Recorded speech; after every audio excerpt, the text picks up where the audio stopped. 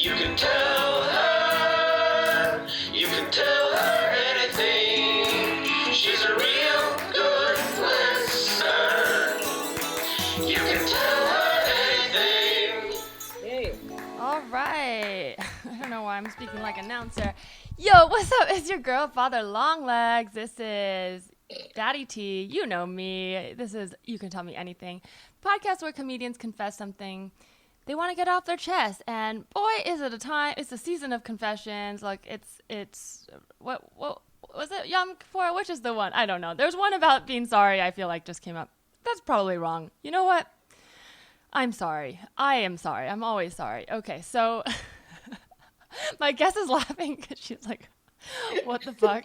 Like right before this, I gave her a spiel and I sounded organized. And immediately I hit record and don't know what I'm doing. That's what happens. Yep, that voice you're hearing is my guest. I'm so excited to have her on the show. She's been a co-host of Comedy Quarantine with me for the last few months, and just so grateful to have her on the team. Even though we live in different cities, Zoom has brought us together. She is one of the producers of Ladies of the Layover, which was an amazing show when stand-up still existed and will be again when it comes back. So definitely follow that, watch that. And her Twitter is at Dominique Gelin. Put your hands together for Dominique Gelin. Pew, pew, pew, pew, pew. But Dom, I like to start by asking the guests for a good confession, just so we can get to know you in a positive light. Or not. Wow, words are not my friend. Let me take that once more. I like to start with a good confession, just to start off on a positive note, and to get to know you better. Dom, is there something good you'd like to confess? Yes, my good confession is that I for sure had cookies for breakfast today. Oh my god, that's such a good confession. What kind of cookies? So I went to Safeway late last night, and there were these cookies that my mom used to get as like a splurge cookies, and they're like, are they they're the sugar ones? No. Oh. They're boxed cookies, and it's called the Petit Écolier, or like the little schoolboy in English. Yeah, and it's just a biscuit with like milk chocolate on top. I get the milk chocolate ones. And if I'm not careful, I'll just like kill a box in one sitting. So I did a half box last night and a half box this morning. And you know what? No regrets. It was delightful. I love that because you said that and I know exactly what you're talking about. But also, I loved Petit Écolier cookies growing up. But then when I studied abroad in France for a semester, and when I was there, again, they're not like the thing you get in France. It just happened to, I was a 19-year-old trying to find familiarity. So when I saw them in the grocery store and they're cheap there, I bought a bunch. And for like the whole semester, it was like one of those things where it's like almost a joke problem, but it was like I was living by myself with a cat I got from a cemetery. It's truly a nightmare. But I would eat these cookies, like I would buy a box and that day I'd finish it. And then I'd be like, oh, I have to wait a few days before I get another. But then to the point where I was like, it's probably fine, but I definitely feel like I'm eating an absurd amount of these boxes of cookies. And then it was at a certain point I had to be like, okay, there's something going on. Like so these cookies feel like love or something because I can't stop eating them.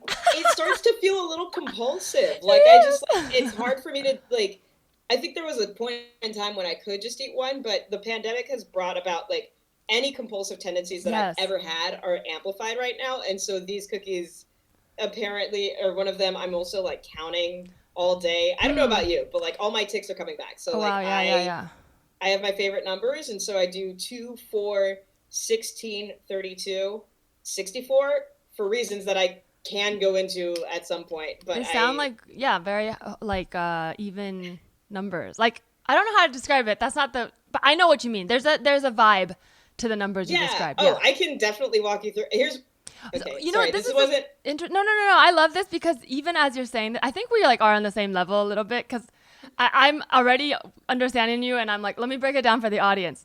But what you said just made me realize like nobody's ever classified people this way because we'd be like favorite color, astrology sign. But I bet if you ask people, are you odd or even, without context, people have an answer. Do you know what I mean? Oh, yeah. Like, you saying that, I'm like, you're even.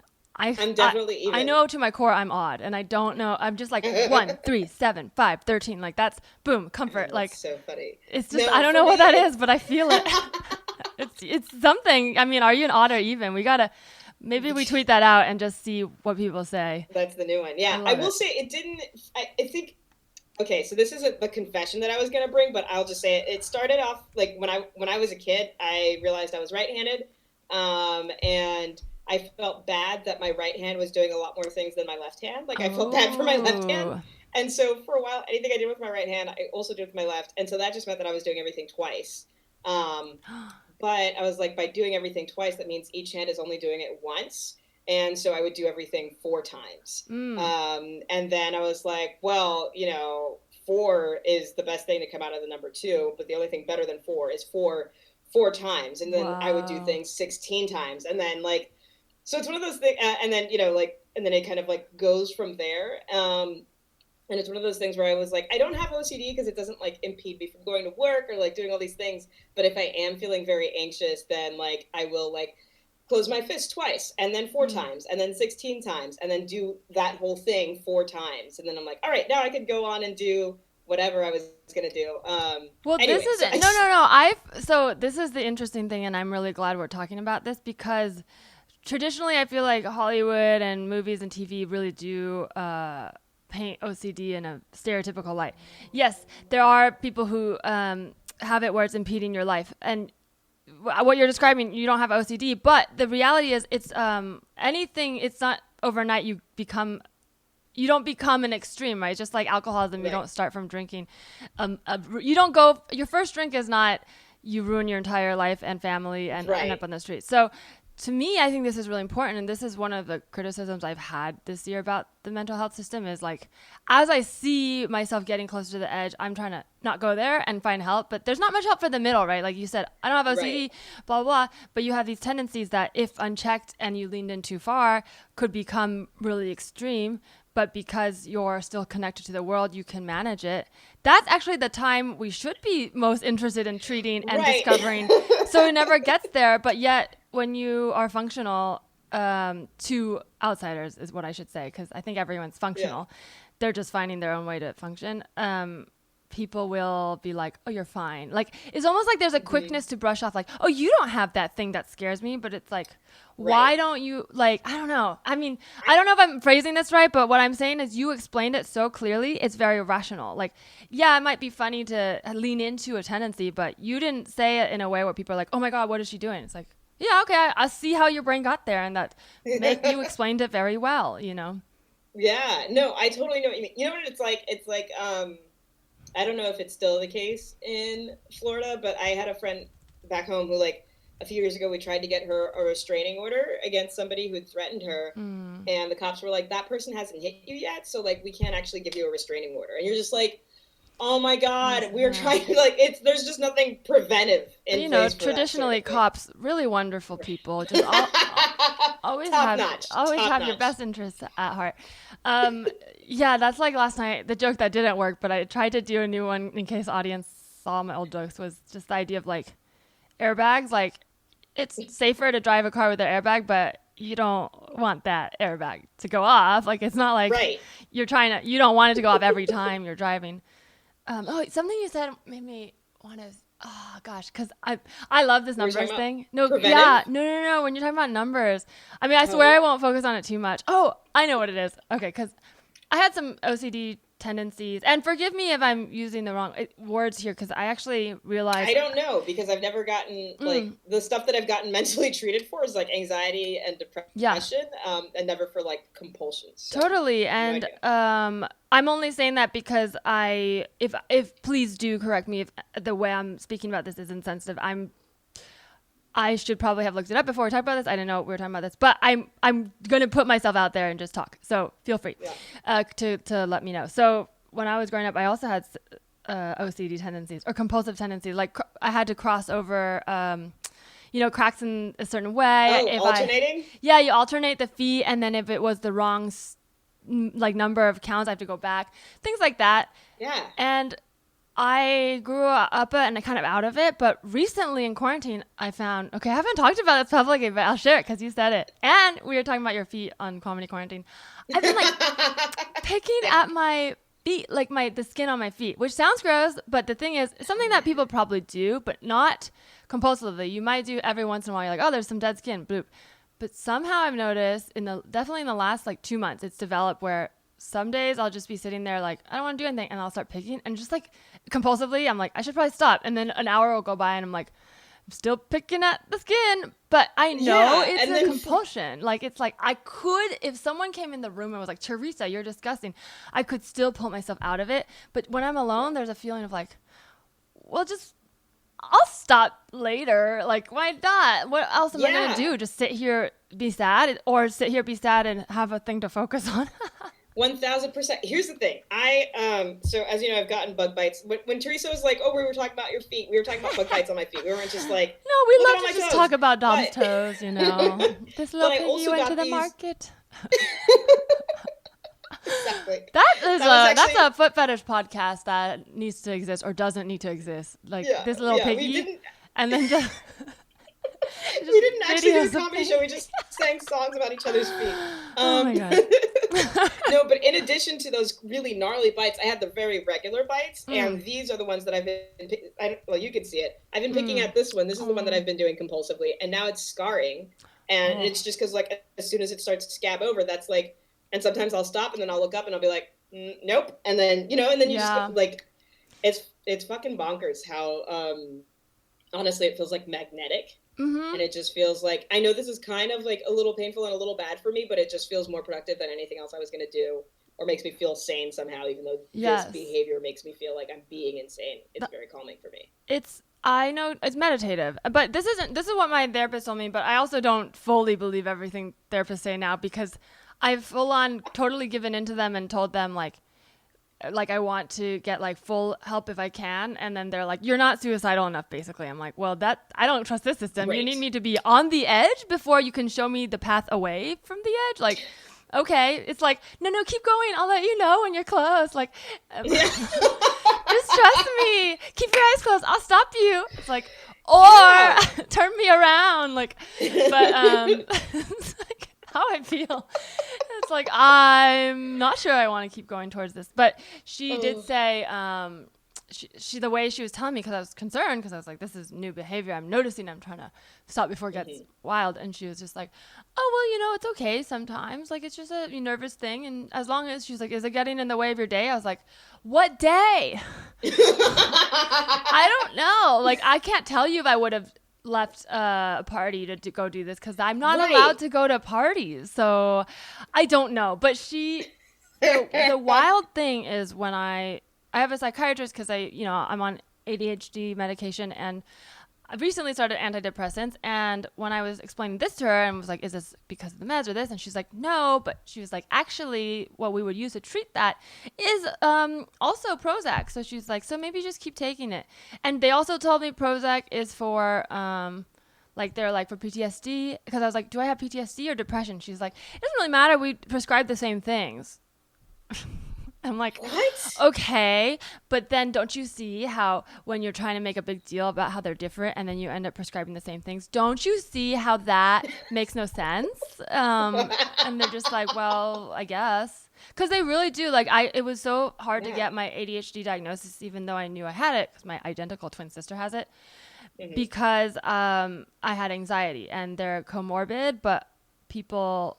Like, I guess the law is, because I think a lot of people fake ADHD to get Adderall, there's just all these restrictions. So if you show any signs of other problems, which commonly a lot of mental illness brings on anxiety and depression, they have to cure your anxiety before. So I had to I was kind of told, implied by the doctors that were like, this is why you're not getting this, but we do think you have ADHD. So kind of like, not in a wink, like, come back when you've wink cured your depression. And I'm like, oh, okay. Wow. Yeah, but then at the end it's still the same treatment. So then you're like, why did you guys make a big deal out of this if the end thing was the same? It's such a fucking mess. Such a mess.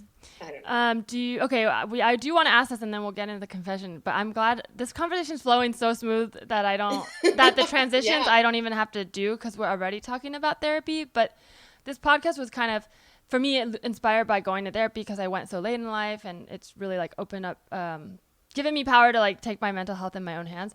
So I'm curious, I asked everyone, and everyone has different experiences, but what's your experience with therapy? Like, have you gone? Do you like it? Do you hate it? Or whatever you want to share, you know, if you're comfortable. Yeah. Okay. So I would say that I didn't go to therapy until I was also an adult. I started going to therapy maybe 4 years ago, give or take. And it was because I was having panic attacks on a regular basis. The first time I had a panic attack, I did know that's what it was. And where I were tried you? to- Or was it like out in public? No. I was at home. I was living in Orlando at the time, and I had just I was a campaign manager, and we had just lost our race. And this was like kind of like we're For Bush, right? You were pro Bush. No, I'm just kidding. You were doing the Chad thing. What hanging Chads? The hanging Chads. Yeah, I was hanging out with Chads. No, No, wasn't that a thing in the Bush Gore election? Like they Yeah. couldn't count the hanging Chads or something like they that. didn't count the hanging Chads. Oh It's my like God. a hole punch that doesn't Hanging go all Chads the does way. sound like a white supremacy rock group. Like It it's like a punk rock neo-Nazi punk band. Oh God. Yeah, no, I had just managed and lost a state house race. And I had a panic attack, and I didn't know what that was or anything. And so the next day I was like, I think I need to like go somewhere. Like I felt like I was going crazy. And I tried to like check myself in somewhere at like a local, and they were like, no, we only deal with homeless populations. Go to this other place. And I was like, I can't afford that. And they're like, all right, that's a you issue. Wild, because and it's like so, they're treating like it's like the I don't know. Okay, I'll have thoughts on that, but I want to hear the rest of your story. Yeah. And so, like, I'm glad they're treating homeless populations. I just didn't qualify for there, and the other place I couldn't afford. So I went home, didn't go to therapy, moved to California, still had these issues, so started going to therapy. Wait, And so you then mean like after- moving to a new place didn't change all the issues that It's you had almost like- within? My brain came with me, It's a and I lot. hadn't planned for that. Wherever you go, there you are. That's one thing that one of my best friends, Irene from New York, used to say to me, and I was like, I would get so annoyed, but she's right. But I was annoyed because I didn't want her to be right, but later I realized she was right. Because I was like, when I move, Irene all of my Morales? problems will go away. What was that? No, Is this Irene Hartman. Also sorry, a stand-up. But yeah, Irene Morales is great too. Yeah, it's I mean, like, it helped stave stuff up for a while, and I was like, working again and all this shit. But yeah, so the move didn't actually fix everything, and so I started going to therapy. And then I don't know about you, but I reached a point where I was like, I think I'm doing okay, and then I slowed down until like basically like, and then I went part-time, and I was like, I don't have the money for this, I'm fine.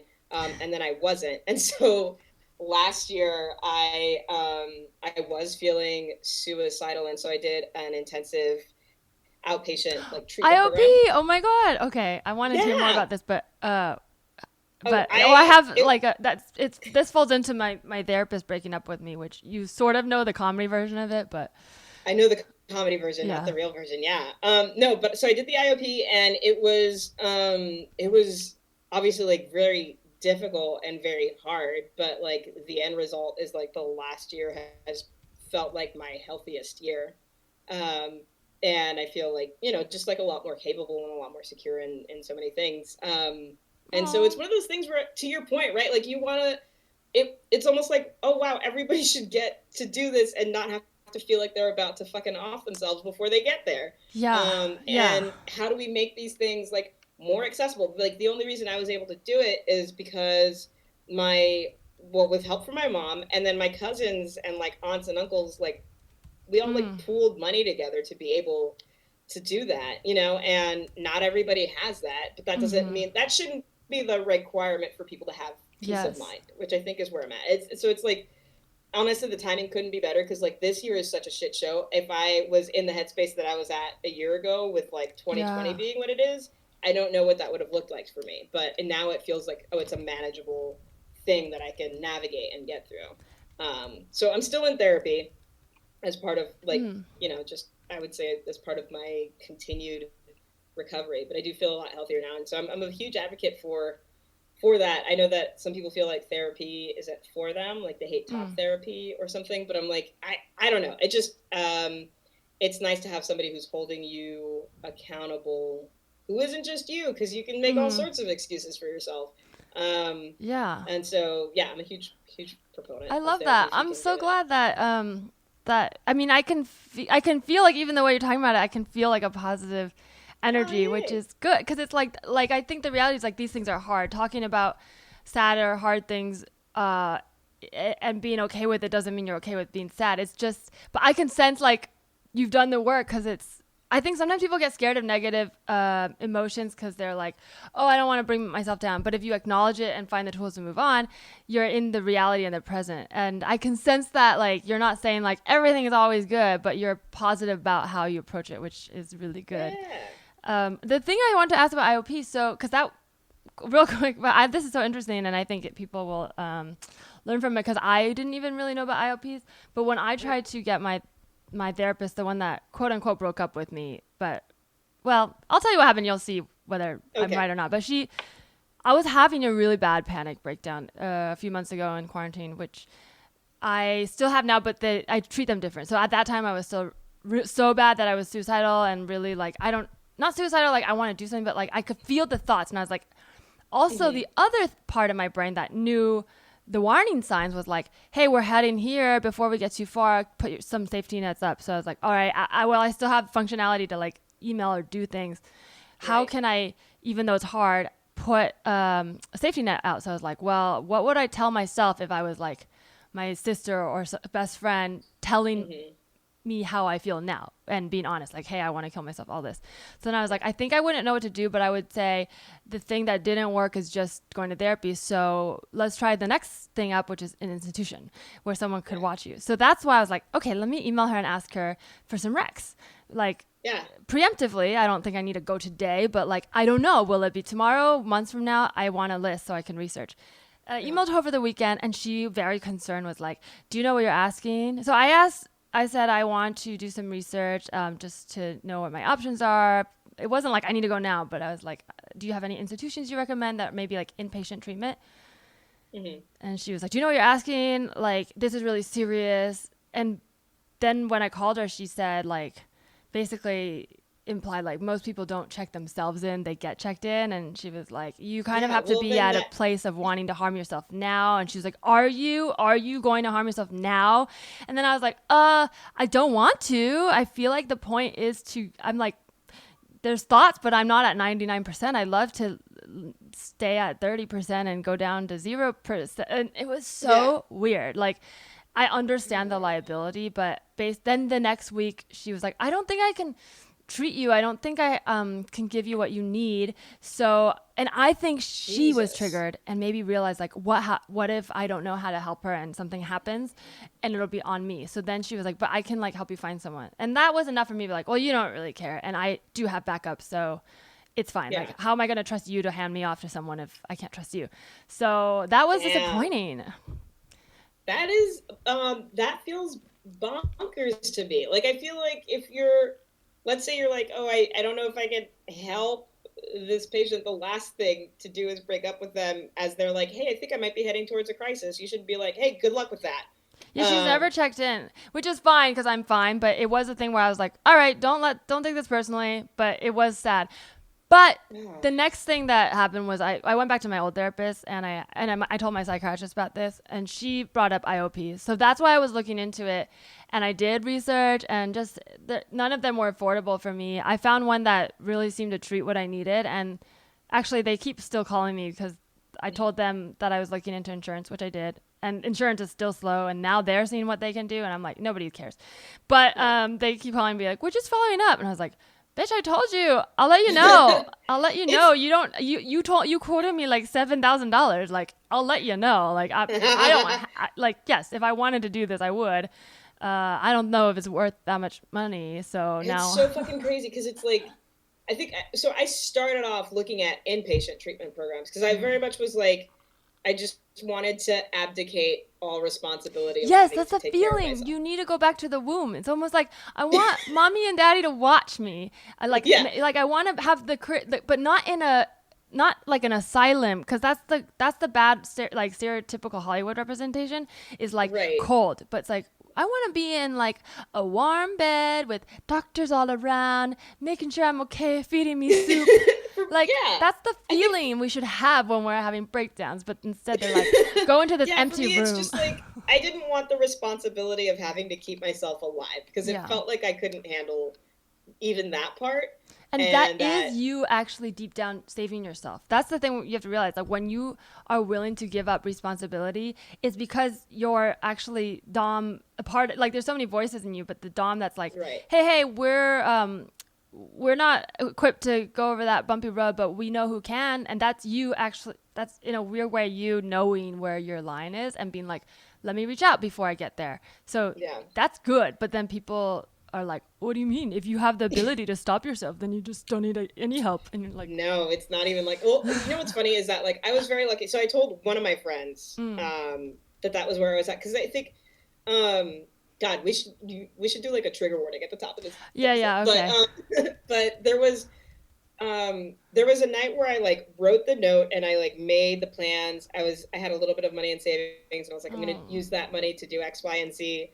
And then I went to bed, and then the next morning I was like, oh, that's alarming. So it was like, it's like I got very, very, very close to a line. And then I saw a friend the next day and I was like, hey, there's this thing that I did. And what my friends did was I got like poor man's 5150'd. I wasn't insured at the time, so they weren't going to like put me in an institution, but they were like, all right, you're just not allowed to be by yourself for the next week. So like tonight you're sleeping at Ellen's and tomorrow you're sleeping at Taylor's. And it was really sweet. And that kept me afloat until my mom got here. And then I was just with my mom while we were researching. My friends and my mom just like really being there for me and my family in a real way of like, oh yeah, I don't have like, I have ceased to function, and so they were like, yeah, we can help you with these parts and some of those parts until we found that outpatient program. And it was one of those things where we started with an inpatient one that we were looking at, and then we were like, oh, an inpatient program for like a month is something like $70,000 or like $48,000 if you're lucky.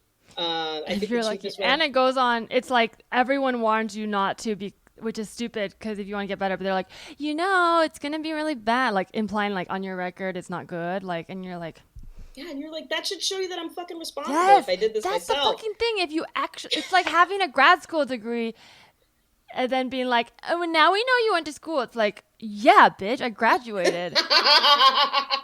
I feel like you can't, just because you've never been institutionalized doesn't mean you're not struggling with mental illness. In fact, I feel like if you really want to be like, I'm not struggling, then you gotta have been institutionalized and got out soon. You gotta be like, I was in and out in 2 days.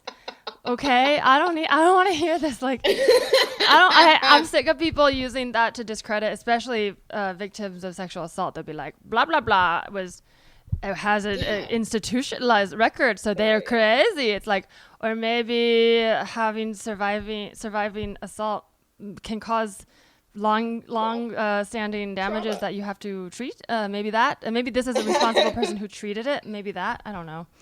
Sorry, I'm starting to cry hearing you, and I had to come back from the edge. Oh, no. I'm really, I'm really grateful that you're sharing this, and I think a lot of people can relate. And you're not the first person who's talking about this on this pod, so don't worry too much. We'll put a warning up, but don't worry in terms of like straying from any topic, because I think this is really important to talk about. So.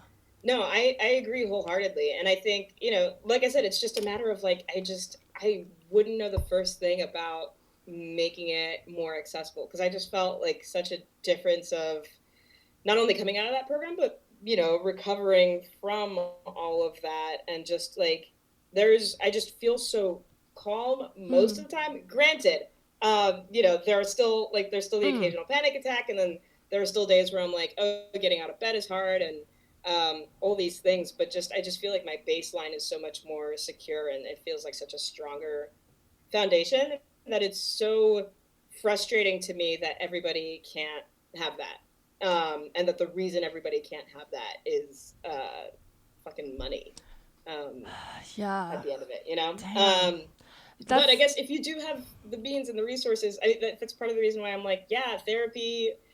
Fucking do it. And if you want like an intensive, think of it as like a language immersion program for your brain, I and like and for that. your life, It is language. That's how I've been seeing it. Is the more that I've been doing. I haven't been able to get into IOP, but the intense trauma therapy I'm doing, I'm like, I feel like I'm doing my own IOP. Like it's like I built my own major of, because it's how I feel. Because when they explained to me Yeah. like how the days are at IOP, I was like, group therapy, trauma therapy, talk therapy. I'm like, I've done this. This is all stuff. Last year at one point I had 4 therapists, and then one of them got mad when I told her. She's like, that's not okay. You're not supposed to do that. But I was like, but you guys all have different skills, and you're not all good at treating all the things.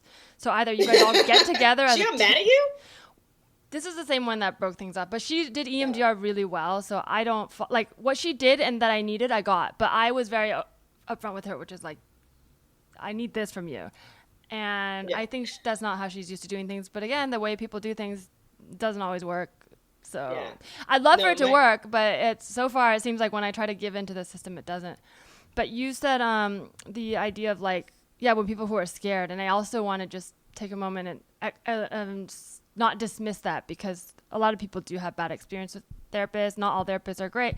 It's not an end all Right. be all solution. I think the real key to helping is just the fact that you're open to getting help. So once you start that path, even if it's not therapy for you, don't shut the door of help. Be like, what's the next, like if that's not good, what's another thing that will help? Because I think really it's the openness to getting help, to like you telling your friend, which is really hard to do, but Yeah. you cared enough about yourself in that moment to be like, I'm going to tell my friend, even though sometimes we're scared of the reaction. If you truly know, like if you had baby, a helpless baby, and you were the only thing that could save the baby, and you're embarrassed to ask someone, but you knew you were the only person that could save the baby, you would ask, right? Yeah. So that's how Yeah. we should think of ourselves when we're helpless.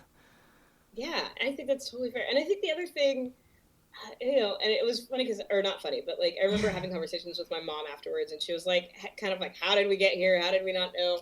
And I was Oh. like, well, I don't know. I think like all my friends are depressed, so whenever, like, it's good to normalize talking about depression, but I think some of the ways that we do that are kind of like a disservice to the gravity of the conversations that we're having, right? So Yes. it's like, um, Are you talking about more I like the way comedians talk about it? yeah, Mm. or like even yeah, I would say probably comedians more specifically, but I think also people in general, um, like for example, like suicidal ideation, right? Like we're like, I think a very common one that people have is like, oh hey, what if I just got hit by a bus right now? Then I could just take a break for a few weeks in a hospital, and nobody would be mad at me because I got hit by a Mm. bus or whatever it is.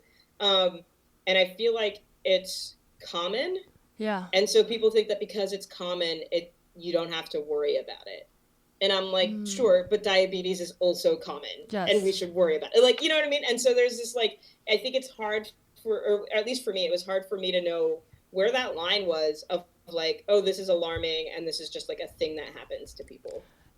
Yeah, the way you talked it when you said that bus thing, I was like, if someone said that, I'd be like, that's a cry for help. Like whether, but if there are boundaries, right? If it's a stranger I don't know, sometimes you feel like they're truly reaching out to you. Sometimes you're like, there's boundaries. Like for me, I'll make jokes and I'm like, yeah, some of them are probably cries for help, but it's like most of the jokes I've like thought of during the cry for help, and I'm responsible enough to get the help and then make the joke. So then I'm like, maybe this will help someone else.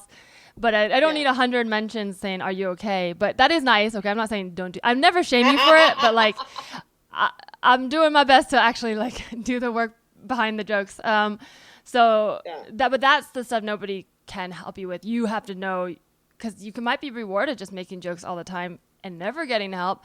Oh, for sure. Yeah, but not because you're not getting help. Because now I realize, hey, I can still make these jokes, but first I gotta process it. Yeah, man, this is such a good talk. I do want to get into our confession, but I want to say, or do you, I mean, this might be the one. I don't know. Well, I want to kind of like be the one. honor what you had prepared, and I think it'll tie back. But just kind of to wrap up or like transition to the next part, when you told me your story about the friends 5115 you, I feel like that's the feeling sometimes when I'm depressed, and I imagine a lot of people in quarantine feel isolated, feel is needing community support and family, and almost like this like feeling of love, basically, right? Like in a way, like an infantile stasis.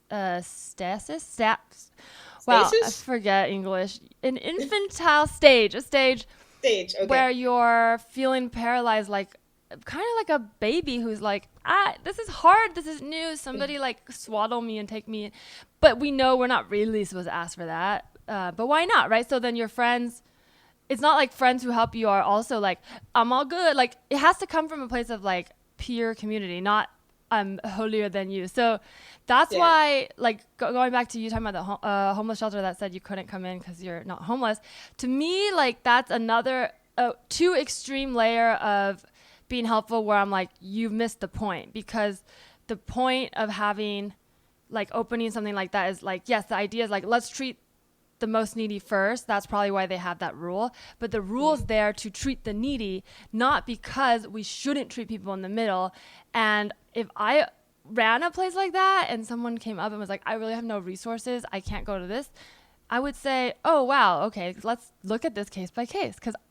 But I just think we've gotten so lost in these rules that we forget why. Because that's wild that in order to get help, you have to be so much worse off. To me, that feels like someone who wants to feel better. Like that person doesn't see that homeless person as an equal. They see themselves as doing just straight up charity work. And that's why when you come in a weird way, they see you as the equal, but they couldn't see themselves ever checking in. So that's why they're like, you don't belong here. You can go get care. And I'm like, that's already wrong. If we care about our community, the top and the bottom should feel like brothers and sisters, you know, like you should at one point feel like, oh, if I was on the other side, this experience would be okay too. But I don't know if that's how a lot of like classist philanthropy doesn't feel that way. Like all the big galas where they raise money, I don't see a single person there that's actually going to receive the money. Like they don't actually want to socialize. They just want to feel good. Yeah. You know what's really funny is I never actually really thought about that moment very much until you brought it up. Or it was like, oh yeah, I went to this first place, didn't work. I never really, I think because there was so much else there, I never thought critically about the implications of like, why I was being turned away or anything like that. So that's interesting.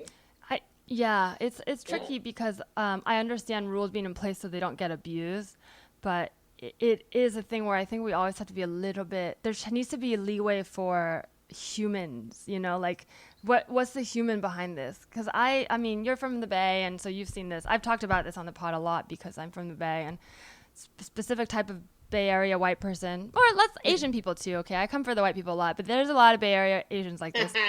Just wealthy, well-educated, left-leaning, but then they'll still complain about homeless people on their street, or they'll be like the way they talk, right? And I like it. I think unsheltered is a more respectable term, but I think in San Francisco, the way people talk about unhoused or unsheltered people, they're still referring to them in this like old 90s way where it's like I've heard friends from high school talk about homeless people in the way where it's like, oh, I saw there was a homeless person here. Like, it's like that implies an image, right? But what does that mean? Just someone without a house, right? If I didn't have a house, would they call me a homeless person? No, because I'm going to all their social events. So whenever they say that, I'm like, so your neighbor, you're saying that you walked by your neighbor and they were struggling and you didn't do anything? That's wild. Like, that's how I'm trying to think about it now, because it's like, they live there and you live there.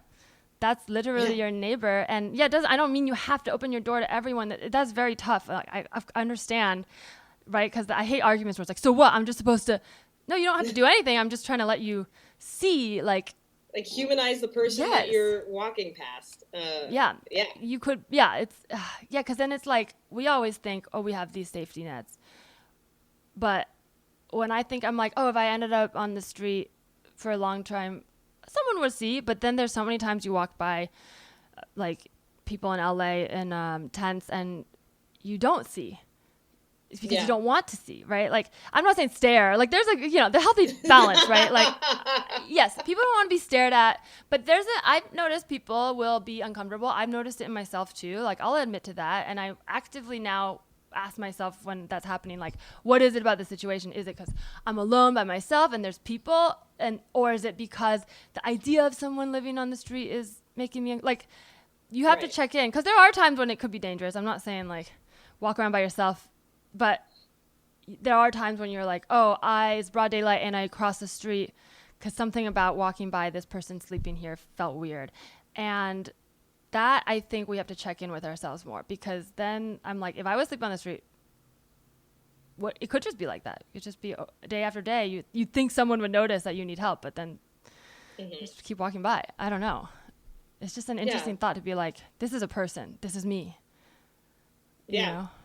Especially because I mean, so as you pointed out, I'm in Oakland, but on and around my block, like there are a bunch of there's around the corner there's an encampment, but even outside of that, there are people who like I regularly see, right? And like, especially if you have a routine. So like I would go to work and come back from work, and then like every day, okay, this is Terry. Terry sits by this planner from like 4 to 7 every day, and then he goes to his tent, and then like, okay, there's this lady who usually asks to use the phone, and I don't usually have a phone, but I could like go to this donut shop that I usually go to and like pick up a banana or like an extra muffin or something, see if she wants it.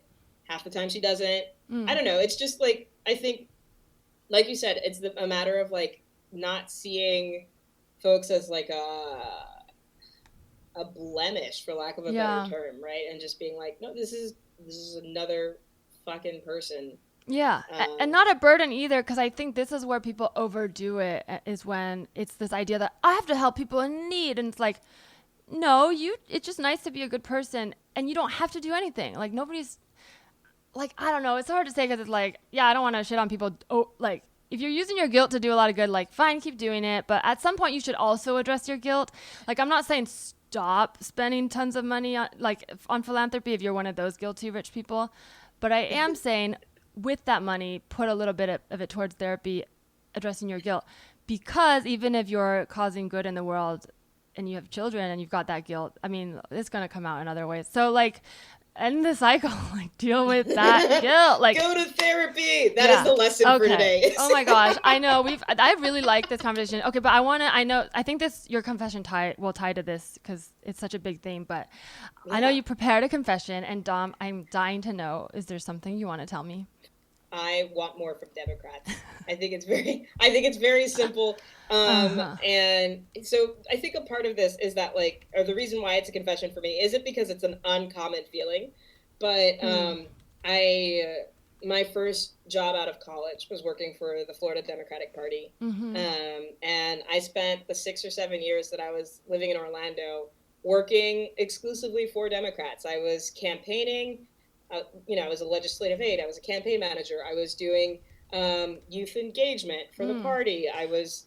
What did you study in school? Is this what you wanted? Did you want to go in politics? I kind of fell into it. My declared major was sociology, and eventually I went to the political science department, and I was like, listen, each of these campaigns should count as class credit. Thank you very much. Yes, know your worth. And it was a state school, so they're like, yeah, fuck it. I love that, because it's true. Nice. That's when you're not taking advantage of a situation. You're just like, I'm going to do this anyways, and I recognize the truth, which is the value I'm getting and adding. So give me what I deserve. And they're like, yeah, I can't argue with that. Can't argue with the truth. Yeah, they did put a cap. After my third campaign, they were like, you've already done this 3 times. You got to go to a fucking classroom. And I was like, I guess. That's funny. But you have to pay for credits, right? So in a way, you pay to work. That's why I was like, internships are such a scam, because half of the ones I did, I'm like, I paid NYU tuition to do this. Free internship.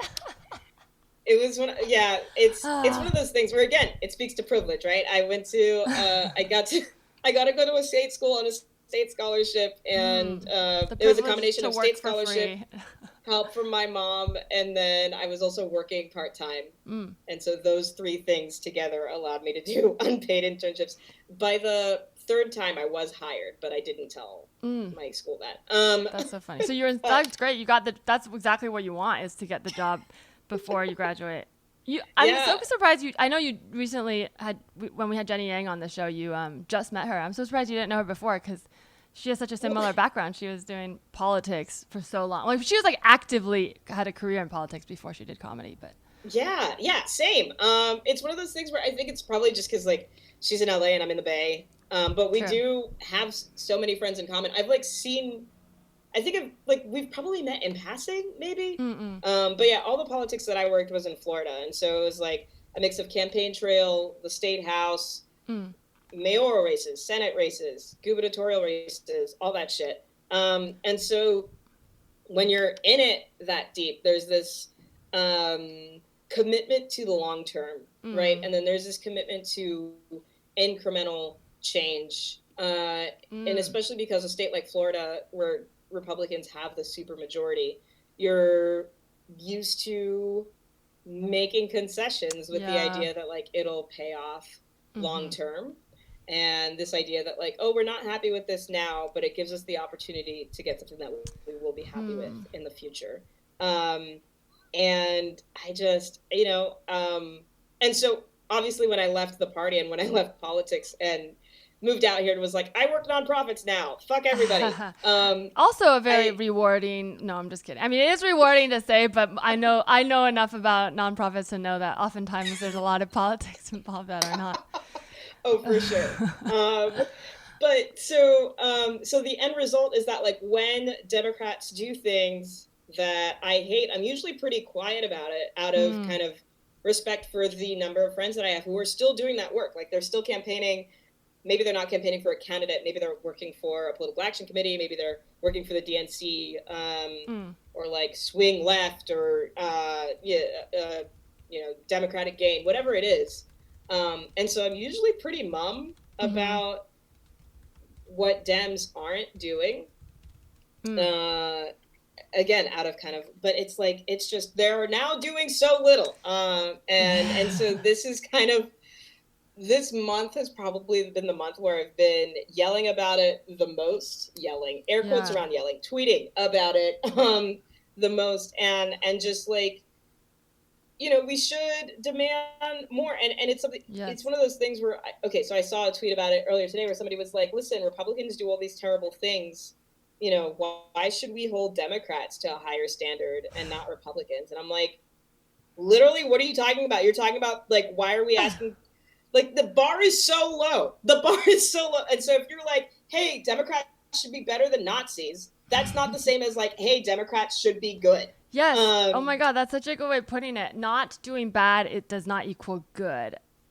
The way you talked about it, I can't help but everything. I feel like for me, the only way I can relate, because I feel like I'm still learning. Eventually, I'll relate community-wise, but I didn't have good necessarily role models of love. But when you said when Democrats do something I hate, I'm quiet about it. I'm like, that's how I am in my past relationships. Not now. I'm really actively doing the work, but it used to, many 20s relationship that are just like, the long run is if we get married, I don't want to be whiny about it, but it's like, or you probably shouldn't marry the person who is this rude to you or negates you or just puts you down, makes fun of your body. Like, it's like, no, but I'll overlook that because this is love and I want love. And you're like, I don't know.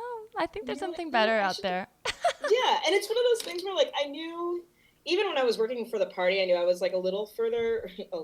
I was farther left by a lot than the party. But it was something that I like, it's like, you don't speak ill of Democrats during an election year because it could sway a vote or two or however many.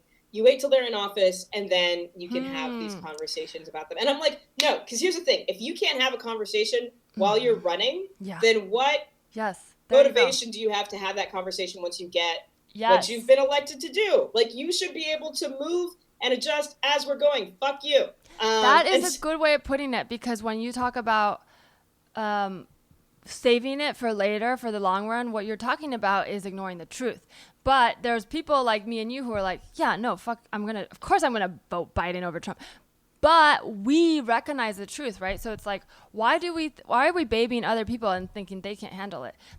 If there are bad things that are true, let's talk about that and talk about the good and trust that other people are like us and they'll go, I see both, and I'm glad that you're honest. And I also see that it's not perfect, but it's just like you, I've come to the conclusion this is the better choice. Like, why not? Because then we're all at that point, then we'd all be starting from a place of truth versus having to then, like you said, elect someone and go, oh, just kidding. So this is actually what we think. Like, Yeah. that's stupid. That's going to feel even more manipulative on both sides. The Republicans will then be like, see? And then the Democrats will be like, you tricked me. So why not elect someone knowing all the bad and then being like, yeah, we know. We're going to fix it. Yeah, and I think we should just I don't know. I think part of the other frustration is that like there's this idea of like we should just be better than Republicans, and then by default that means that we're good, and I'm like, I think you misunderstand what that means. And I think a lot of it comes from, I don't know.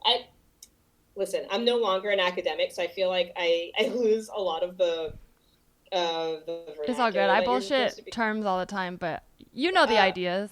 Yeah, but I think, okay, here's an example, right? So like, and I feel like this has been talked about a lot, but in 2016, when Trump entered the Republican primary and everybody was like, LOL, and a couple of us were like, hey, I think this is a problem. And then he wins the nomination and people are like, oh, it's a slam dunk. And I'm like, literally, he won the nomination. What do you think that means? You know, and so. Yeah, they're not seeing the truth. The signs are, he's literally said, like, it's not people, it's weird that there's still people arguing, like, is he going to leave when, if he doesn't get elected? It's like, no, why would you ever think that? He's already gone on TV and said, if I win, if I don't, then they might have to take me by force. And it's like, yeah, he's telling you. I don't, there's not a joke. Like, at what point don't you see that he's just telling you what he's going to do and he's going to do it? So what part of that don't you understand? And it's so frustrating because then it's like people want like, and I think especially, so I don't know when you're going to release this episode, but for anybody who's listening,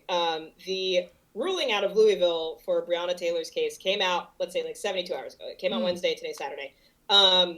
But so I think what happens is that part of the disconnect is that there is this, and especially from white liberals, there's this assumption of solidarity. And I'm like, no, I don't think, like, especially, okay, example, Ruth Bader Ginsburg dies. And I feel like there's a whole slew of tweets that I'm seeing and a lot of reactions that I'm seeing online from people who are like, oh, great, now women are second-class citizens. And I feel like most of that is coming from like white women, sometimes white comedians, white reporters, white whomever, usually white women who are like, now we are second-class citizens. And it's like, yes, okay, I know. And then they do like a little nudge, like, right, Dom? And I'm like, I feel like if somebody killed you, they'd go to jail. I don't, you know. Literally in the Breonna Taylor case, the one cop that got indicted was because he shot into another apartment where a white woman was and endangered their baby. Yes. Like that, I knew, like they didn't say she was white, but in the, when I listened to the Daily, which I actually really hated the episode they did, and it's kind of, I don't want to listen to them anymore because for a while I've been like, New York Times is being compromised.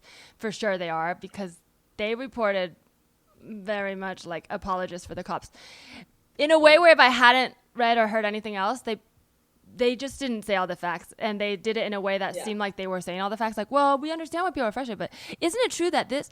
But yeah, it was. They didn't say she was white, but the way they were reporting, I was like, I think she's white, so I looked it up. But they were like, a couple with their baby was in another apartment, and that's why. I'm like, what was this couple like? Yeah, and I should look up the scholar, but there's a scholar who was like, hey, a better way to understand the American legal system is that it was built to protect white women specifically. Interesting. And you know, and like, so yes, like anti-abortion laws fucking suck. And there are all these things that do affect all women, but there's this caveat, and I just feel like even now I'm having a hard time, or I'm not seeing white liberals address this caveat. They're like trying. I feel like people are really trying, but I'm also like very much done giving people an A for attempt. Because I think that's how we like, right? That's how we like landed in 2016. We're like, oh, you tried. I can see how you tried. And now I'm like, fuck you, get it right or get out of the way. I like that you put it into Gray's terms, because that is how my love language is A+. No, but the reality is, like, as much as I hated getting bad grades, like B's or whatever here and there, like I was like very much like, I need to get straight A's. But if I dip below, like my average in school was around like 91, 92. And then like a real home stretch finish to pull back up to 95, 96 to still get an A. But that to me is like, I worked harder at the end. It's not a surprise. It's not a surprise like the Warriors always pull out fourth quarter wins. I mean, okay, like, you know what? Times are different now. Okay, I don't blame the Warriors poor playing on them. It's 2020. Okay, you know, they're all dealing with a lot. But, you know, in the Warriors in their prime, you pull ahead because you see the score. It does affect you to know that you're not there yet, and it's not bad because you can get there. And I feel like you said, giving an A for attempt, why not give the white liberals who want to be good the C and be like, hey, here's your grade, it's a C, keep going. And then they'll be like, oh shit, okay, I'll keep going. It's not even an F, like, you can fix it. Extra credit, like, you're not a failure. You just failed this test. So keep going. But then when we're like, you did it, great. That's all they can do. Like, you're just kind of shortchanging them and yourself, because then you're saying, it's like faking orgasms. Don't ever do that, because then you'll never get there. We're just faking orgasms with white people who don't want to be racist. Oh my God. Yes, that's exactly it. And it's one of those things where, like, I love that. I haven't figured out a way to talk about it without getting like this energy right now, which is that's okay. I feel it too. I do that. I'm like, I have white friends, and that I like them. They're great. I'm putting a cap. Don't cancel me. Half the internet thinks I'm white because Asian people don't exist. Ooh, it's so weird to it's not really. No, it's one of those things where, like, I feel like I wish I could joke about it, I think is what I mean by, like, oh, this is the energy that I bring to it. There are some people who do it so beautifully. Like, Nori Davis. Like, Nori Davis can, like, when we had him on CQ, and it was just so fucking brilliant the way he's able to, like, bring his heart into it, paint a picture that's so clear for people, and still have it be funny. Whereas, like, here's a joke that I don't tell anymore because people don't like it. But I used to tell people, and this is probably because it should be rewritten, but the joke, air quotes around joke, that I would tell people was, just because you didn't drag a black person behind a pickup truck today doesn't mean you're not racist. And I enjoy that. I feel like that lets you know what's up. It makes people very uncomfortable. There's a very vivid imagery there, so I get it. When you say it makes people uncomfortable, are you talking about white people? I'm talking about white people. Okay. Every black person I've said this to. But because that's the vibe I got. We're like, people don't like it. I'm like, are they white people?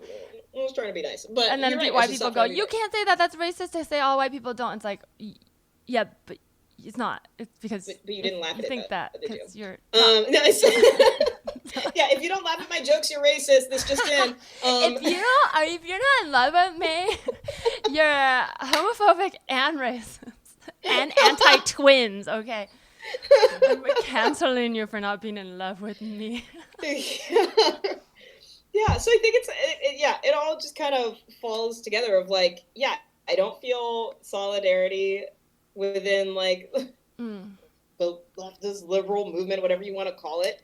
And it starts, I think that's what I mean by, like, wanting more from Democrats. It's not just Democrats, but I think it's just, like, culturally speaking, people who think that they're doing enough, and it's like, you're not even close. I have, oh my gosh, you saw so many thoughts on this. I was literally just talking about this last night, like, profusely until I fell asleep. But that sentiment, I think the part where you say that it makes them uncomfortable, I think that's good. I don't think, because it should be uncomfortable, because it is uncomfortable. And I think that's the part people keep wanting to skip over is they want to, like, leap over the hot coals to the rainbow pot of gold or whatever stupid metaphor that is not clear. You know, they want to go through the fire, go past the dragon without slaying it, and get the treasure. They want to get to the championship game without going through the playoffs. Yes, there you go. That's great because sports to a woman talking. You brought the Warriors into it, and we had to. That should be a podcast that neither of us are qualified to have. Two gay women talking about sports. But it made me think of, okay, so one image that popped up is like let's say, my mom used to tell, there's a Chinese proverb called 3 monks have no water to drink. And the idea is like one monk has to carry the water all the way up at the hill to get to the well and come down or whatever, all by yourself. So that's a lot of work, but you'll drink water. 2 monks, you could split it every other. You'll be able to, do half the work. 3 months, nobody does the work. That's the idea, because everyone's like, someone else will do it. And that's kind of how it feels like. We're like using a carrying metaphor of like, let's say we're carrying a heavy load and walking, like, I don't know, we got to move this giant boulder to the other side of town. And it feels like for a long time, all the white people were partying and not lifting the boulder. And they didn't know the boulder was being lifted by a lot of people. Like a lot of POC people were like lifting the boulder, right? To different degrees. Maybe some people had to work harder than others. But ultimately, the goal is for progress, to move this metaphorical boulder. And then white people were like, oh my God, there's a boulder. So then they showed up and they're like, I'm going to help. And then they put their hands on it. And all of a sudden, it's like, oh, a bunch of white people are going to help. That's great. Maybe I can let go and take a little break. And then we let go and they're like, oh, it's so heavy. It's so heavy. Why is it so heavy? Oh, can we just go? Let's all, everyone get in. We're all together. Stop fighting and help me lift this boulder. The sooner you help me, the sooner I'll move the boulder. And you're like, yeah, bitch, we've been moving the boulder. You guys move the boulder for a second. Like, but that's the feeling. It's like, stop fighting until we get there. Stop fighting because it's hard. It's too hard. And it's like, yeah, it is hard. It's hard. Okay. It's hard and we're fighting. Let us fight and let it be hard and help.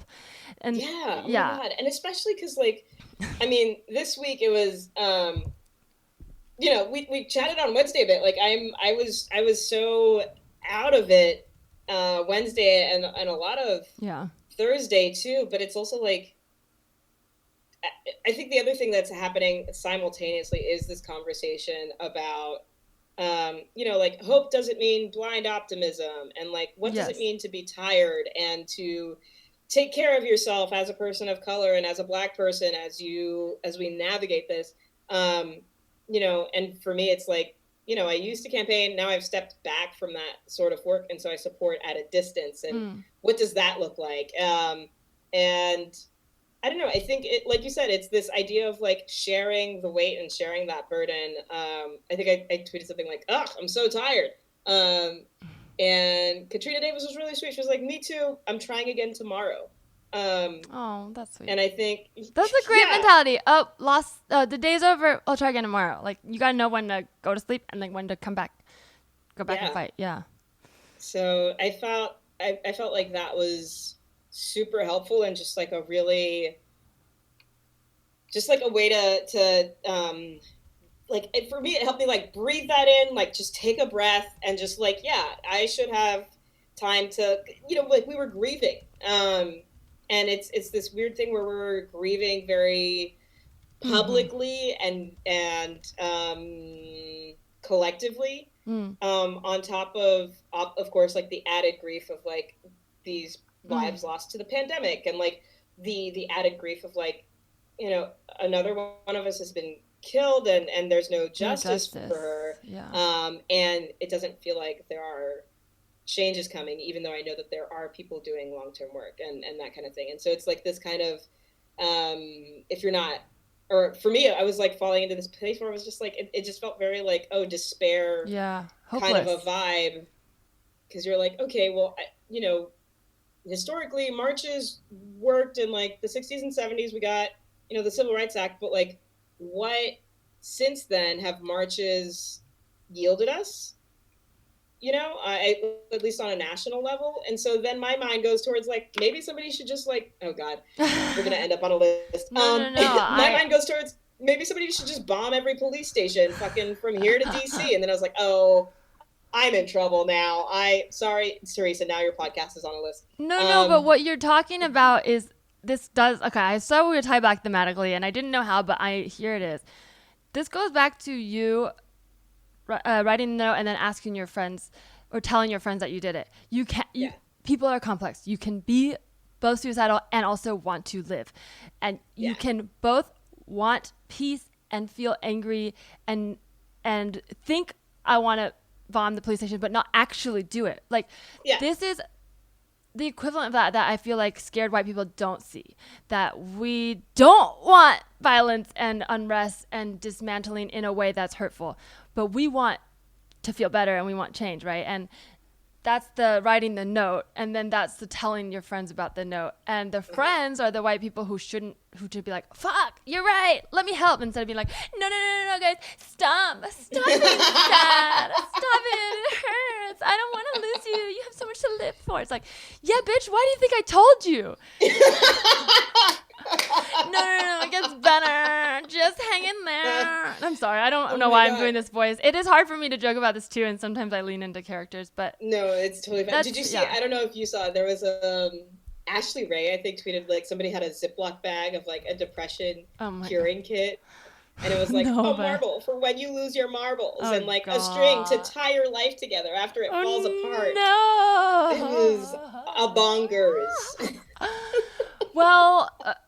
This was my other thought that was more serious, but I think I want to share it based on what you're saying, and it ties to this. This is an uncomfortable truth that I don't know if everyone hearing this will agree with me. So feel free to. I want to hear your opinion, but I think that a lot of people who say they want change don't want the same type of change, right? So the reality is, for a lot of white liberals, okay, and I don't even want to say liberals like it's one or the other. Again, I don't believe in this binary Republican, Democrat. Like we all within Democrats are different. We need at least 3 more parties, in my opinion. But that is a and conversation whether or for not, a different episode. And I don't know for sure because that's how France does it, and then they got Marie Le Pen. But so I personally don't necessarily agree or disagree. I know what we have doesn't work. But my point is a 2-party system doesn't imply people fall into 2 mindsets. It just implies that we picked a Red Rover side just because maybe like I'm here because my crush is here, but I don't like this girl, whatever. Point being, I'm on this side, fine, but I'm not necessarily on your side. So, but okay, so my realization, I'm going to say white liberals, but you know what I mean. I don't mean all of you. I just mean there are people on the left. I mean all of you. Yes, there are white people. That's okay. There are white people on the left who say they don't want Trump, but they don't necessarily want the same thing as you. A lot of them talk about 2016 like that was the day it changed, and before that things were good. They live in this world where like, hey, let's go back to where things weren't this hard, and we didn't talk about race all this time because we weren't racist. And it's like, oh no, we weren't talking to you about race because we didn't trust you or think that you're an ally. And when I say like the reality of being Asian in America is I've probably been on both sides, you know, like we kind of do weirdly get put, because of this weird not being represented or categorized, we're sometimes very privileged and sometimes very oppressed, which then makes it very complicated to be accepted because like Asian people are notoriously racist against black people, but also Asian people notoriously shit on white people. So sometimes you get being like, I'm more white, I'm more black, but it's like, no, you're Asian, but they don't recognize that. So I have to like acknowledge that is a reality. Like Asian people can be both in a negative way, but the truth is a lot of people want to, quote unquote, go back to when things were better. And then a lot of people protesting now who are feeling like they have a voice to actually speak up about what's been bad are like, things were not better. It would not be successful to go back to 2008.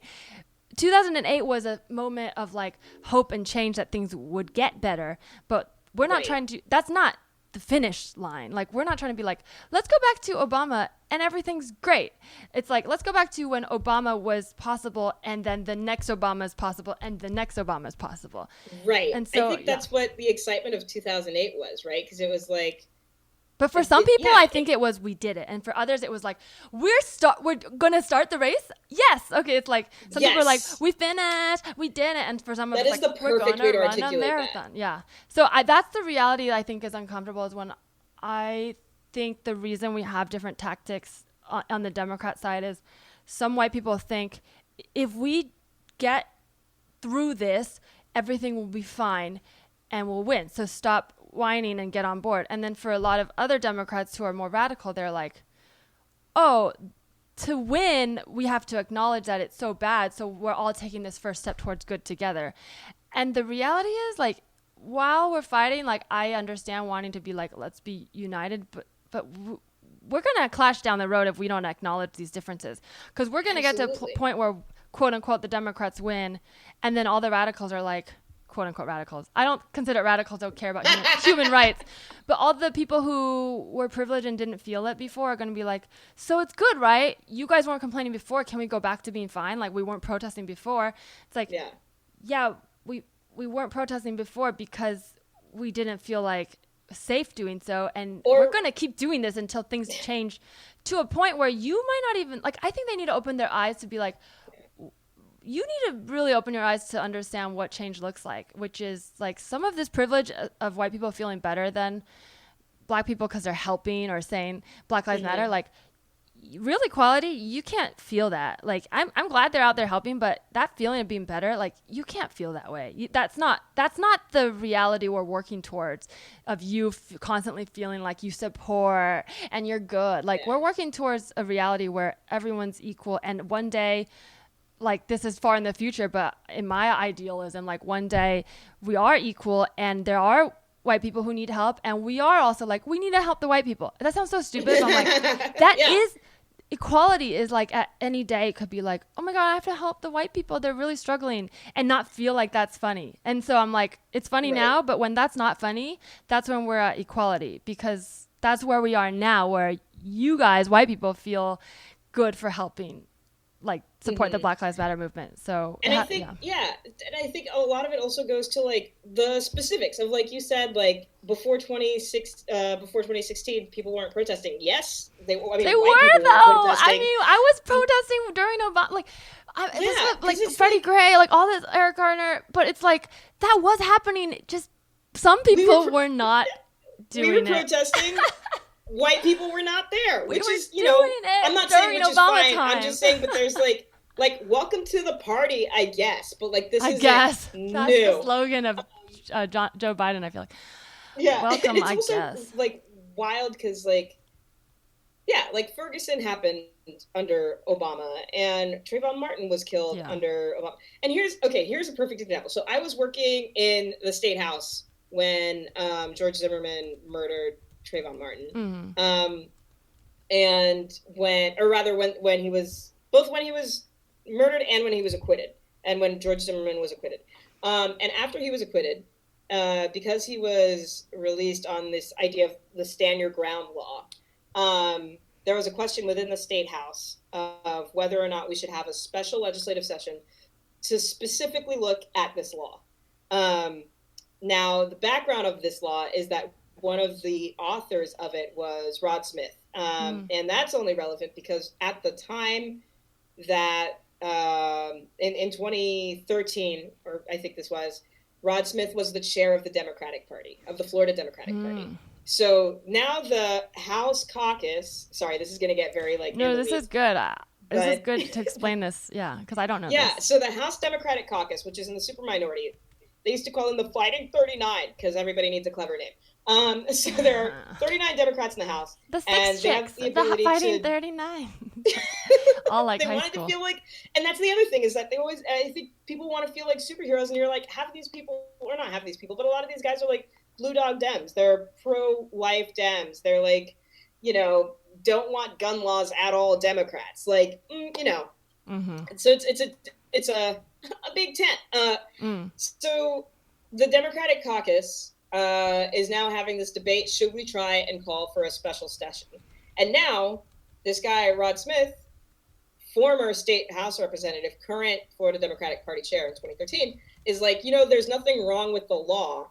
They just applied it the wrong way. I don't think we should have a special session. Oh, God. And so now even the Democrats in a state where this boy was killed are like, I don't know if it was the law. I think we should. And now there's a debate. Should we even have a special session? I lived in the district that was just south of where he was murdered. So it was, so we were in House District 30. He was in House District 31 maybe, or 29. I can't remember now. But the point is, and so it was obviously like a weird time. We were already in recess and we had to vote on whether or not, and the vote comes down, or rather we get the email like, hey, have your member fill this form out if they yes or no, and then scan it back. And the other thing that's usual about at least the Florida House is that representatives tend to have aides who look like them. So I know you probably meant that in a like more like racial background, but I imagined like the 101 Dalmatians like for a second, where you literally like, because maybe that's I need to restructure the way I use language too, because I do live in kind of childlike cartoon world where I recognize people are racist, but I'm like, when you say look like them, I'm like the round guy with the bald head has a small round intern with the bald head, like not like, oh, he's white and he's white, like, and that's funnier to me. So if we want funnier worlds, I think we gotta get over, because I laughed and then I had to be like, oh, that's not what she meant. But then I had to explain. I'm like, oh, I do know what you mean, but when you said that, my first thought, I was like, haha, they look like each other, like in a cartoon way, but I don't think that's what you meant. Yeah. No, for the most part, like the white reps had, or the white guy reps had white guy aides. A few of them had white women. The Jewish reps had Jewish aides. The black reps had black aides. But what about their like hairstyle and their like clothing choice? Like, was it matchy? What did they matchy and plaid and? It wasn't always matchy. Like the vibe was usually matchy. But so my friend Aisha and I were the only two black aides who were working for white reps. And so anyway, so all this to say, this vote comes down, this email comes down, and I'm like, oh God, I don't know if I can still work here if my boss doesn't vote in support of the special session. And I kind of like didn't know what she was gonna do. Turns out, I mean, as I learned later, my boss was like really far left. So for her it was like non-issue. She just like voted yes, scan that back, cool. And I was like, thank fuck, because I don't know what I would have done. I mean, did you tell her that? I did not. I didn't because of how much of a non-issue it was for her. I think part of it is, and I could go into all the reasons why I thought she was a really good lady, but she used to teach in the town of Eatonville, which if you've ever read Their Eyes Were Watching God, that Zora Neale Hurston book, that's the town that book takes place in. It's the oldest black township, I think, in the country, but at least definitely in Florida. And her district had the town of Eatonville. And she just, I don't know, she was very mindful and intentional about the way that she engaged with race, and in a way that I haven't really encountered elsewhere in Florida, especially not among elected officials. But by contrast, the guy to the north of us, which is the district where Trayvon Martin was actually slain, he voted no for that special session. And I remember talking to Aisha about it, and I was like, I don't know how you're dealing with it. And then there was another person who was like, you know, all the aides are talking, and one of the white district aides was like, yeah, well, I mean, like, he has a conservative district. Like, if he wants to get reelected, he's got to do blah, blah, blah. And I'm like, that is not the point. You know what I mean? Like, the point is to lead, and the point is to, anyway, he didn't get reelected. So it was like doubly stupid. It's like, if the point is to get reelected, or is the point to do the job to make your constituent, or whatever you call it, your district, the best version that you think is good for the future. Therefore, if it is the best, they will reelect you because you're doing a good job. It almost feels like that would be a good strategy to have. But the reason I asked if you asked her too, because I probably wouldn't have either. I would have had a similar thought like you, like, oh, I hope she does, and if not, I'll just leave without saying. But the reason now I feel like I'm more inclined to speak up is because there's more white people being like, tell us. I'm like, okay, I think you're not gonna really like all the stuff we're saying, but like, if you're actually trying to do the work, it's like the asking for help. It's like, let's see, because actually I could see someone trying to do the right thing not knowing, and if they had an aide, it sounded like she would have voted no matter what, but I almost am like, oh, I kind of wish you told her after she voted too, and be like, you know, if you like, I was thinking this, because that would reaffirm these positive choices that she's making in a way where she would probably be like, yeah, that's what I wanted to do, but I'm really glad that you told me, because that is how I want you to feel. Like, you should, like, someone like that would probably feel like that's probably why she hired you. She would want an aide who would be like, by my principles, I like this job, but I can't work for you. And it seems like, you know, preaching to the choir, because she is like that. But I think we need to keep affirming each other with those choices that are true to ourselves, and we'll find the right people to be around. Yes, absolutely. I think so, 1,000%. And it's also, I mean, there were a number of factors. I think I wasn't as, I was a lot more soft-spoken. No, I 100% would have felt the same way, but now I'm looking back being like, why? Because I didn't think I could change it. But like you said, it's like, who's willing to listen? And those were also moments when, like, that was the first time I think that people started hearing Black Lives Matter as a rallying cry. And I remember having to explain it to one of my coworkers in a way that I just wouldn't have the patience to do now. You know what I mean? She was like, so why is all lives matter a bad thing to say to Black Lives Matter? It is true. And then I'm like, oh, okay, we're going to spend the next 30 minutes doing this. You know, and it's just, sorry, I've gone off on a tangent. No, I'm just saying, this is actually, it's wild. Yeah, well, we're near the end, but I really do, I don't think this is a tangent. I think this is very relevant, and even relevant to what we were talking about before, right? This idea of, from the very beginning, when we're talking about, like even the idea of, like, trying to avoid the cliff before you get there. Like, I'm going to call back to what you're saying about this idea of the long term, because I do talk about the long term a lot, but I think I have a different approach to the long term than it sounds like a lot of centrist Democrats have. And that's why I'm like, fundamentally, I don't disagree about the long term. I think we have different long terms in mind. That's what I mean about, like, so what is this goal that you're working towards? I am working towards a goal where there's true equality and people see each other as people, which would then mean at some point, yes, it's funny, but we would have to be careful. Like, when it's equal, but it's not yet. When it's equal, you can't make white people jokes broadly, but it's not yet. Okay, so that's the importance, right? So I think I'm never going to apologize right now for a white person joke, but I hope we get to the point where they go through my tweets. I hope, because if that's true, and it's really true, like, not just white people whining that they're being racist, if it's really true that white people are being oppressed, we have gone too far. Okay, so I really do hope they stop us there, because it can move in both ways. So that's what I mean, is like, true equality is not, and we should be able to hand off the power at any moment, and you're not afraid that, oh shit, like, they're gonna get revenge, because it should feel like we're all treating each other as family. So I believe in the long term, but I do believe my long term might be different than some people I'm talking to. And when I believe in the long term, I believe in doing, like, what you're saying, like quitting when, I mean, the fact that you thought that, like, you didn't have to, because you made all the right choices to work with the right people, but quitting when it doesn't serve you, speaking up to the party even when you think it might hurt the election, because that's real long term. If we all were doing that, eventually that would be the main thing. So when people say, no, don't talk about that, because the long term is like, so your long term is compromise, or is your long term moving the needle like Ruth Bader Ginsburg's long term so far that you can't go back? Yeah.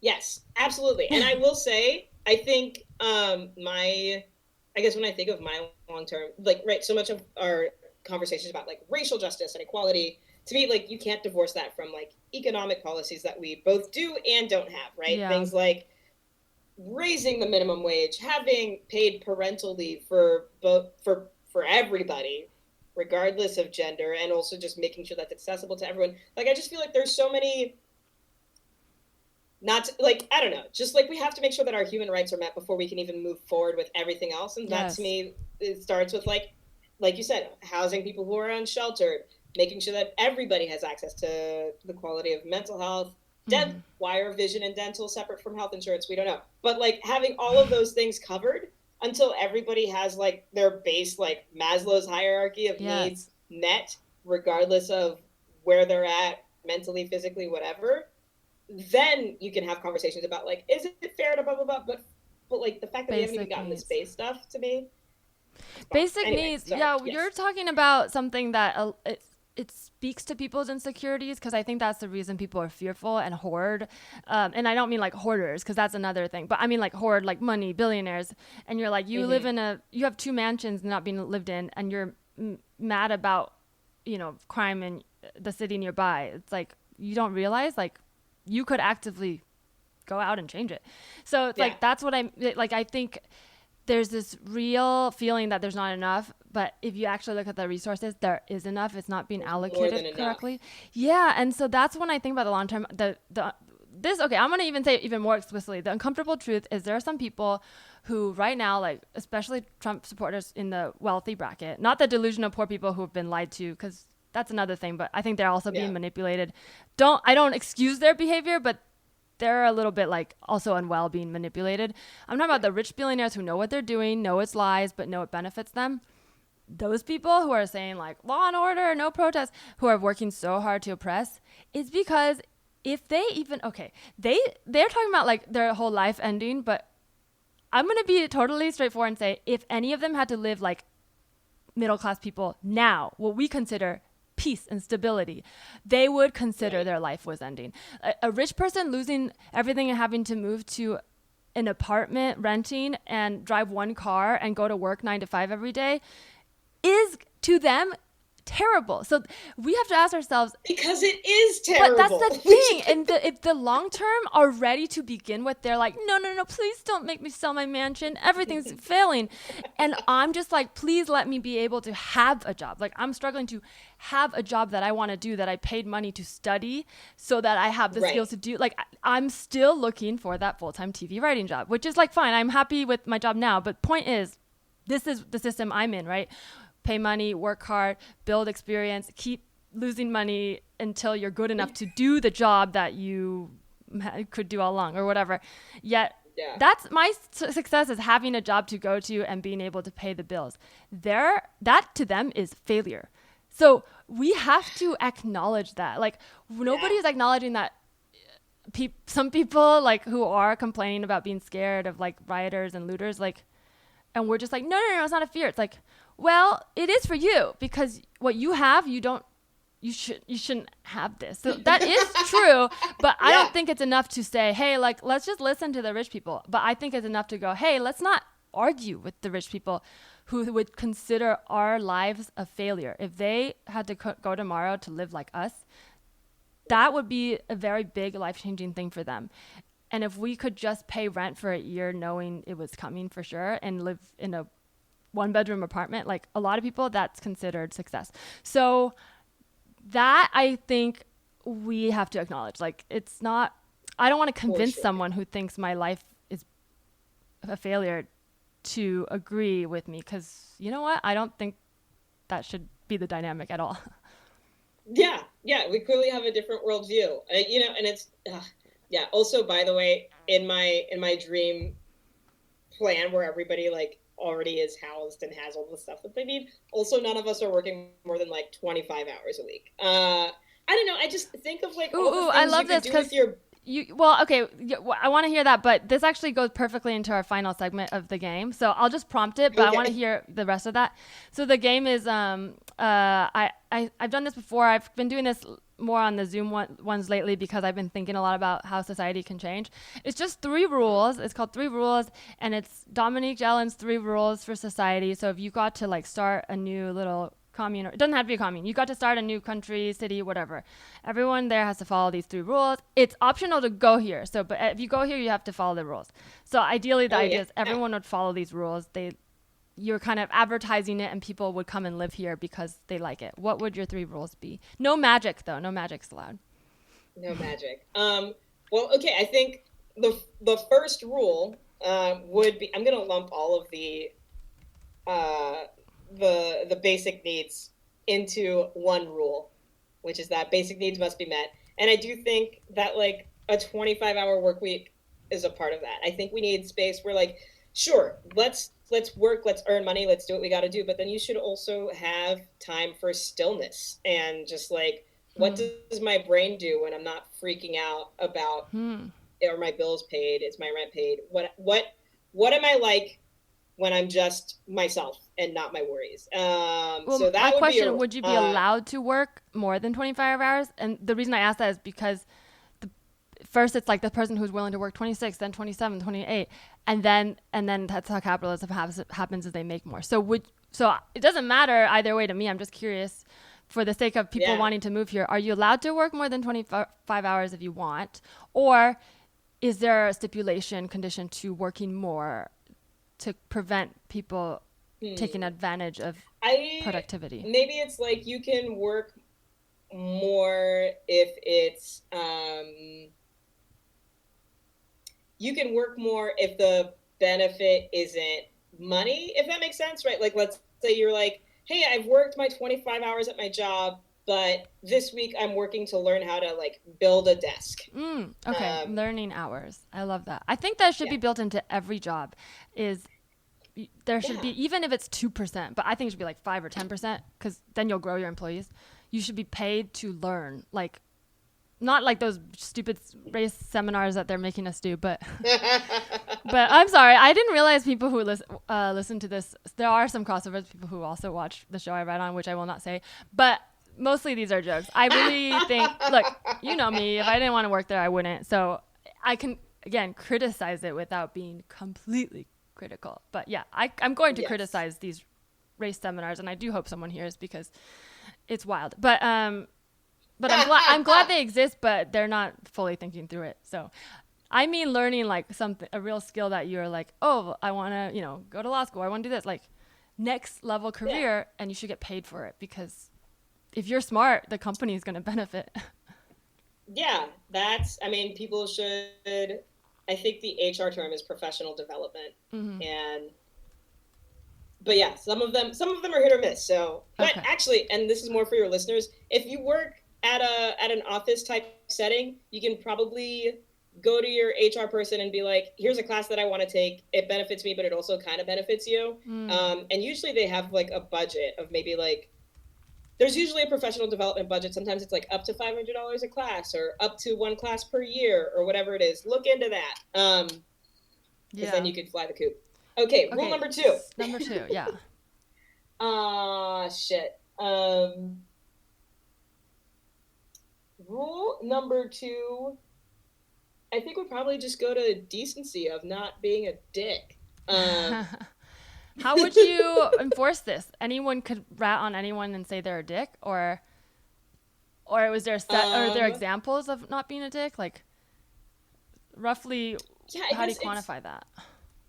I forget what the name of this theory is, but it's like you have the right to swing your arm, but your right to swing your arm ends where my nose begins. So it's a very do no harm kind of thing. And I think we would probably have like a 3 strikes rule depending on the severity of this. I know 3 strikes is not popular. I actually don't know the details of this 3 strikes law here. But I think it's more of like, hey, we won't like throw you in jail. This isn't like a death penalty town, right? Because this is a town. So I think it's like, if you do harm the same way multiple times, then I think that's there you go. Patterns. But it's like, patterns. There you go. Because I think if you like, oh no, I got into a car accident, and then the next time you're like, oh no, I set this yard on fire. I don't know. Room for mistakes, it sounds like, because there's a difference between being a dick and doing a dickish thing. Because if you do a dickish thing and you apologize and you move on, you might not be a dick. You might have done a dickish thing and you do deserve to apologize to that person, but you might be a person willing to learn and grow. So not knowing the legalities, don't be a dick is rule number 2. Okay, I like it. And I don't know, maybe rule number 3 would be that every once in a while we do like a community thing. Like, it's not mandatory. I know people are introverted. I myself am very love being in my own house all the time. But maybe just like once every 3 months, just like figure out who your neighbors are, what they're into. Nice. Go to like a community dinner or some shit. I don't know. Yeah, that's like kind of more cultural, but built into the fabric of society is that like things are sponsored and done every 3 months in a way that it's central and people want to go. Yeah. I like that. I mean, it's kind of like how more before, we got industrial revolution and agricultural revolution of all these big cities and anonymous towns. Before, when it was more like the tribal mentality of like, your neighbors and your community and your block. Mm-hmm. That's how a lot of holidays came out of. Like a lot of Chinese holidays are like, they do involve some sort of festivities. Like we all go and look at the moon, or there's this dragon parade, this boat race. Cool. It's this idea that like the village probably gets together and around a thing. And I think, I like that a lot. And it sounds like in your town, it'd be more central instead of like, we have many things, but too many things here where it's like too many music festivals, too many concerts. Like it's not one community. Right. Yeah. I mean, like, yes, people can certainly like do things on their own, but like the town. There's more of like a central quarterly hang. I love that. Okay, I like this. I like these rules. So that's if you want to live in the island of, or maybe it's not an island, but the secluded commune area where all these rules are in play. Dominique Gelin's Domville. Those are the 3 rules. I love it. Okay, yes. Well, Dom, tell people where they can find you and how they can hit you up to live in your ville. Find me on Twitter. That's where I talk the most shit. I'm at Dominique_Gelin, like the Dr. Scholl's, but with 1 L. Commercials. Yeah, and that's pretty much where I'm at right now. And my website's on there, so if anything new comes up, there will be more stuff. Oh, you know what? Sorry, I do have one thing to plug. Yeah. I wrote for something with Bay Area radio drama that's going to premiere October 1st, Ooh. and they did a few radio plays, and so one of mine will be. Oh my gosh, there, that's which so is pretty exciting. exciting. Congratulations. Go check that out. You Thank can you. follow this podcast at Tell Me Anything Pod and follow me at Larissa T on Twitter and Instagram. Thank you.